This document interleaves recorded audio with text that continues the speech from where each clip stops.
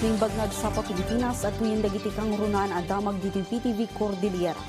Adu dagiti awanan iti balay iti Baguio City isut gapuna ang gatang ti lokal a gobyerno ti Baguio City iti lote iti Tupinaw Tuba Benguet para iti housing projects. Iti kalabas rimusing dagiti sangbusan signan iti panakagatang tinasaw a lote. Daytoy ti report.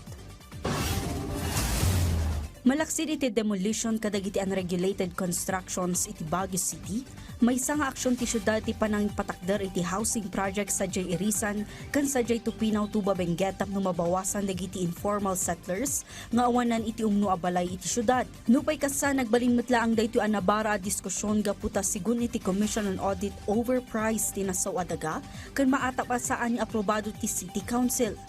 Impatang ni Baguio City Mayor Benjamin Magalong adimalan dayto iti proseso. The council approved it. At besides, yung nagkaroon ng appraisal yan, yung appraiser niyan pinabid namin. Okay. Nagkaroon ng proper na kanyang process. Walang kalokohan dyan, wala kami ninakaw dyan. Importante siya, wala kami ninakaw dyan. At hindi kami magnanakaw dito. Hindi po kami kurap dito sa Baguio. Bawal ho yan. And it always starts with the mayor.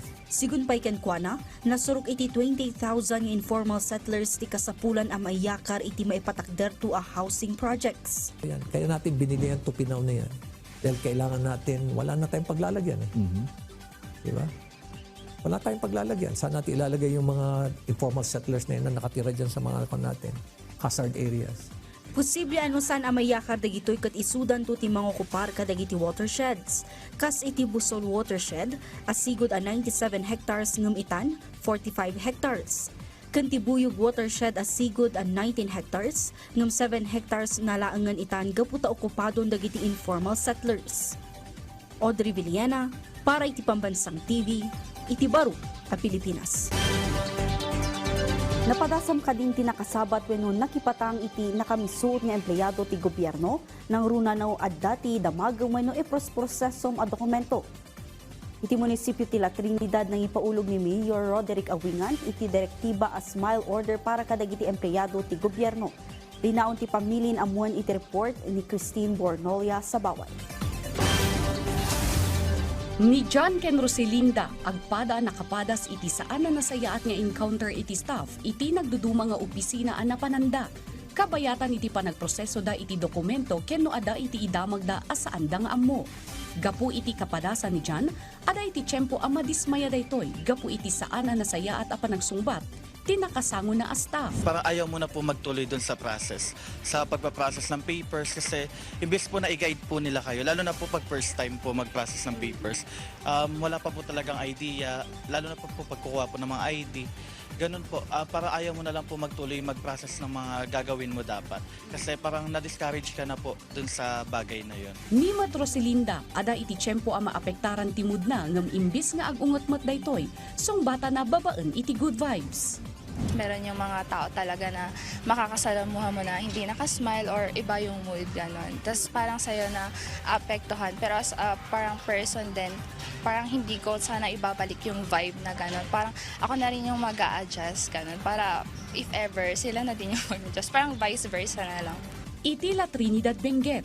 Nang ipaulog ni Mayor Roderick Awingan iti direktiba a smile order, anas ka natungpalan dagiti empleyado nang runa dagiti ada iti frontline services, ken iti anyaman na transaksyon dagiti umili. Sigon iti Mayor, ti smile order ket napasdak tapno ad-ada maipalagip kadagiti empleyado iti gobyerno ti culture of courtesy, ken panangipaay iti makapna ka serbisyo kadagiti umili. Adagamin dagiti report nga adalata dagiti empleyado a nakamisuot no kadagiti kliyentida. Ito pong nilabas natin na to simple lang naman po siya na it all starts with a good smile because after smiling you would now be giving your best, particularly in serving yung ating constituents na kumukuha po ng serbisyo dito po sa atin. Iti smile order maipari ti nakamisuot kabayatan ti panagsungbat iti damag, panakipatang iti kliyente ken panangipaay iti anyaman na dokumento manipud iti opisina, maiparit pa iti nakasubang, panagbugkaw, panangumsi ken panangibabain iti kliyente. Maitonos ti pamili ni ti Civil Service Commission Rules and the Code of Standards of Public Officials. Dagiti aglabsing ket maipaayan iti pannusa, maitonos iti nasao alinteg. Dapat innate po sa atin as public servant. But again, at the same time, hindi man po masama na i-remind po natin yung ating mga staff and personnel na talagang mag-smile po tayo to have a good vibes dito po sa atin at para po ang ating po mga constituents ay masiyahan din sa ating ginagawa dito po sa ating bayan. Christine Bornolia sa Baway, para iti Pambansang TV, iti Baro, a Pilipinas. Dagiti kang runan adamdamag di PPTV Cordillera, i-like, i-follow ka ng subscribe iti social media platforms ti PPTV Cordillera iti Facebook, TikTok, kan YouTube. Para iti PTV balita kan sa probinsya siya ni Audrey Villana na imbag ngaldaw.